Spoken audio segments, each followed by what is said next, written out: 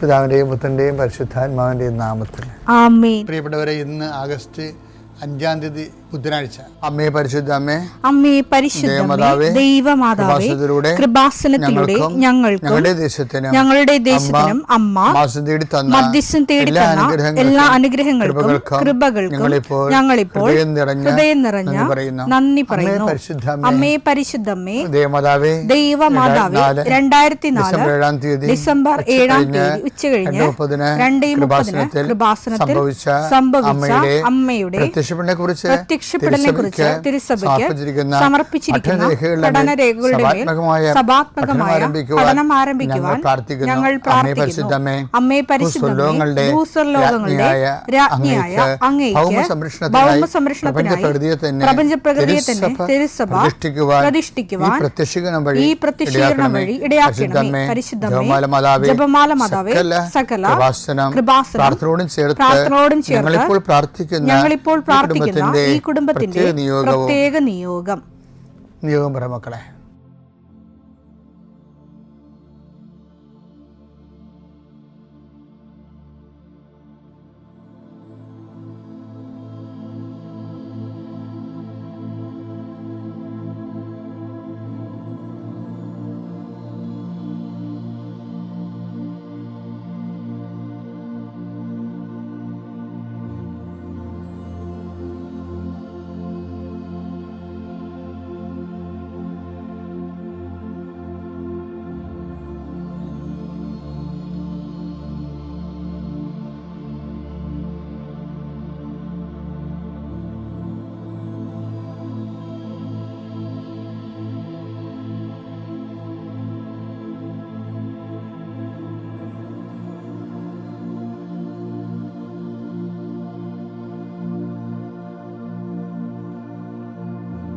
അമ്മയുടെ പ്രത്യക്ഷീകരണത്തിന്റെ ഈ അനുഗ്രഹവേളയിൽ ഞങ്ങൾക്ക് സാധിച്ചു തരുവാൻ കനിയണമേ.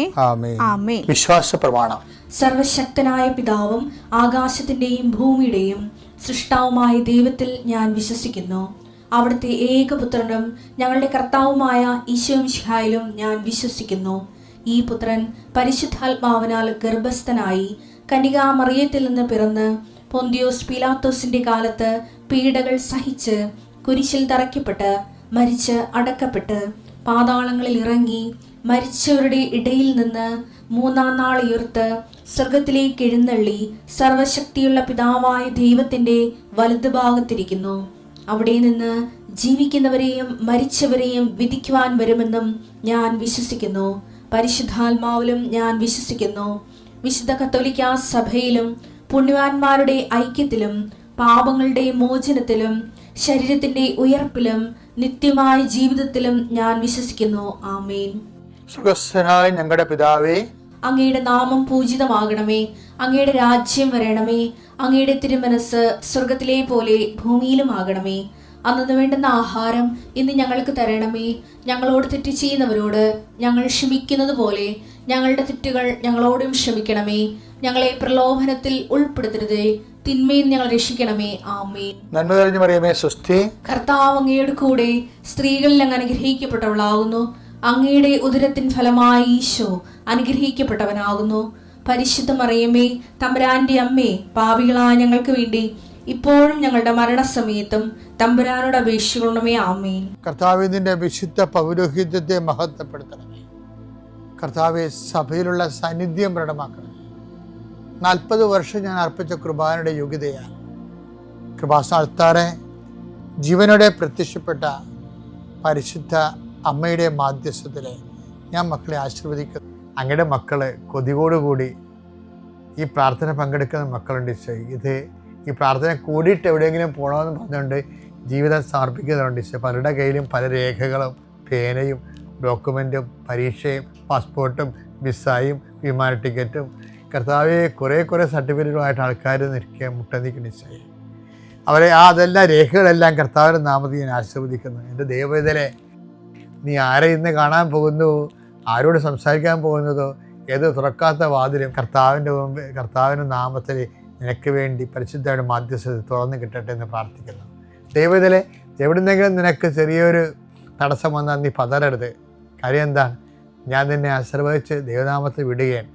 ഇന്നല്ലെങ്കിൽ നാളെ കർത്താവ് നിനക്ക് ശരിയാക്കി തരും. നീ ഒരിക്കലും നിരാശനായി പിന്തിരിയുകയും ചെയ്യരുത്.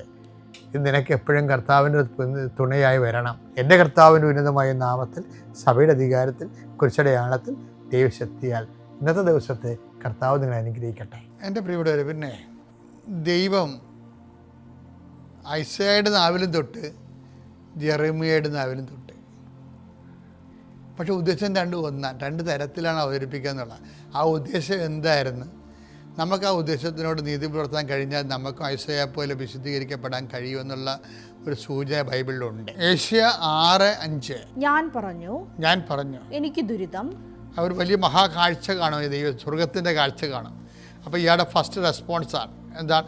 എനിക്ക് ദുരിതം, ഞാൻ നശിച്ചു.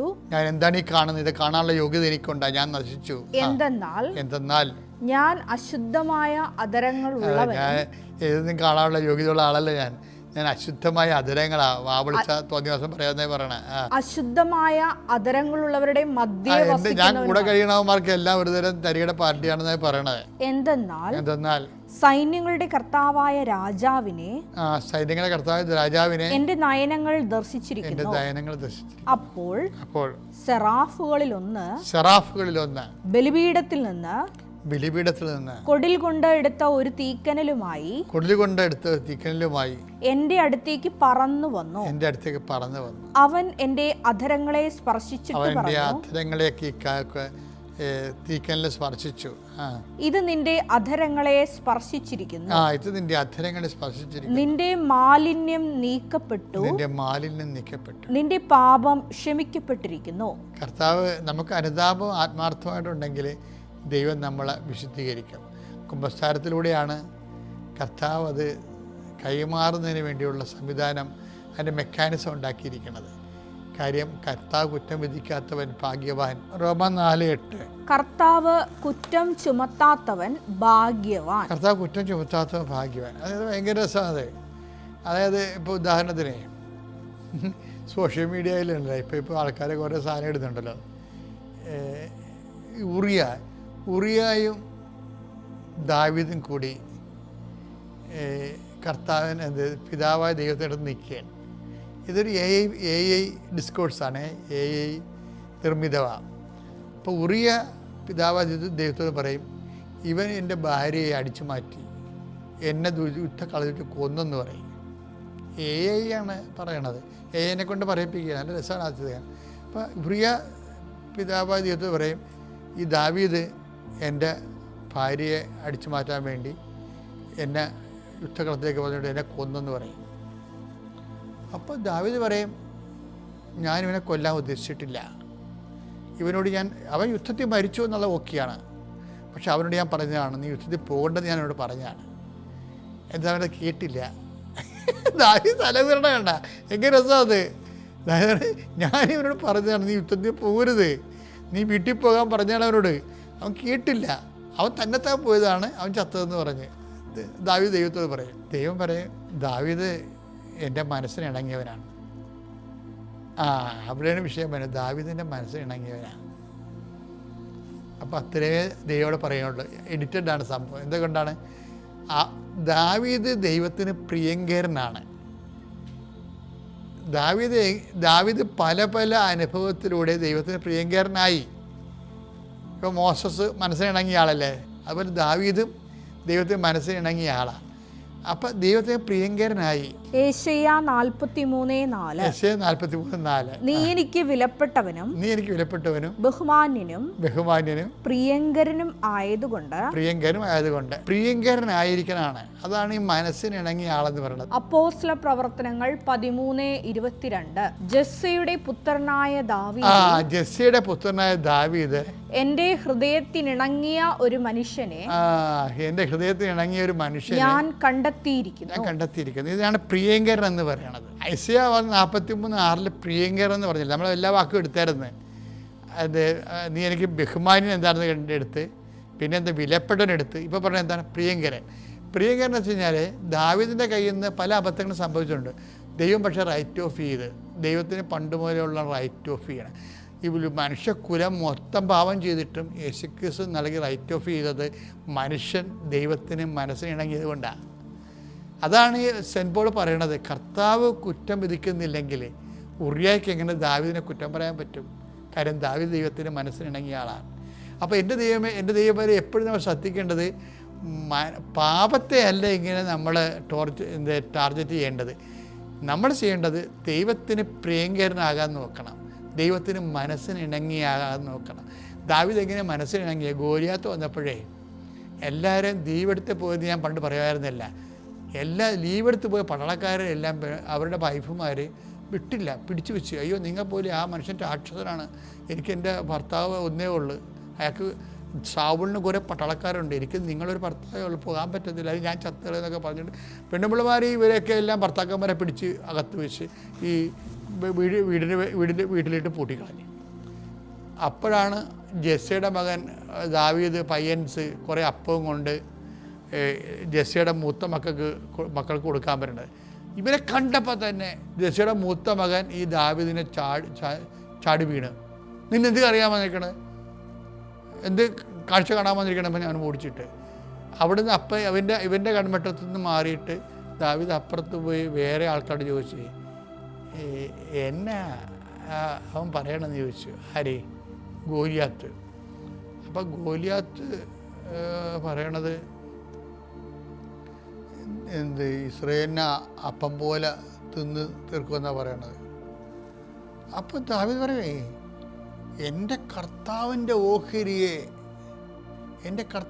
ഓഹരിയെ വെല്ലുവിളിക്കാൻ ഇവൻ ആരാണെന്ന് ചോദിക്കും. അപ്പം കർത്താവിനെക്കുറിച്ചുള്ള തീഷ്ണതയാണ് ഇവൻ്റെ പ്രശ്നം.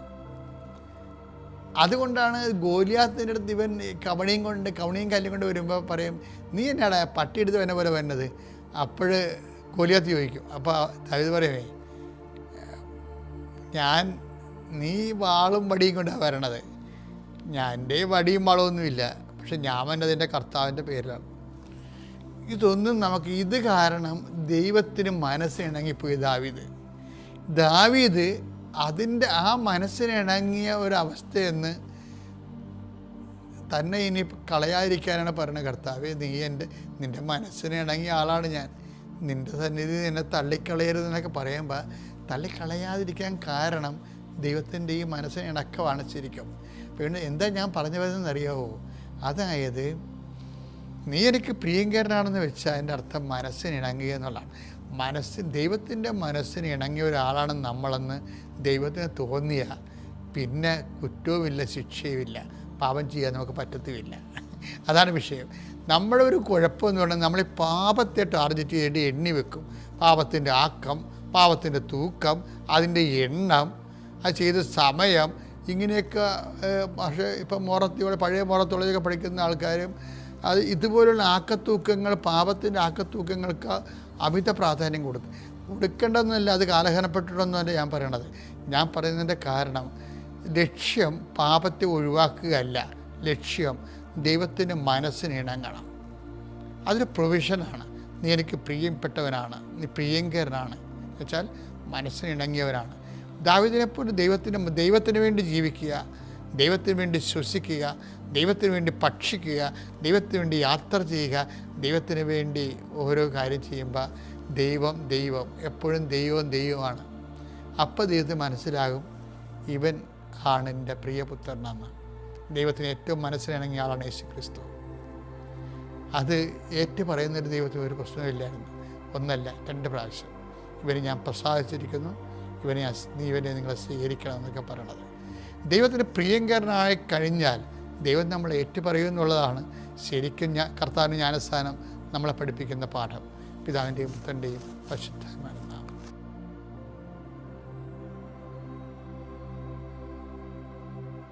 അത്യപൂർവ ദൈവാനുഭവങ്ങൾ ഇനി നിങ്ങൾക്കും സ്വന്തം. ഈ യൂട്യൂബ് ചാനൽ ഇതുവരെ സബ്സ്ക്രൈബ് ചെയ്തിട്ടില്ലെങ്കിൽ ഇപ്പോൾ തന്നെ സബ്സ്ക്രൈബ് ചെയ്യുക. ഈ വീഡിയോ ഇപ്പോൾ തന്നെ നിങ്ങളുടെ സുഹൃത്തുക്കൾക്ക് ഷെയർ ചെയ്തുകൊണ്ട് കർത്താവിൻ്റെ പ്രേക്ഷിതരാകുക.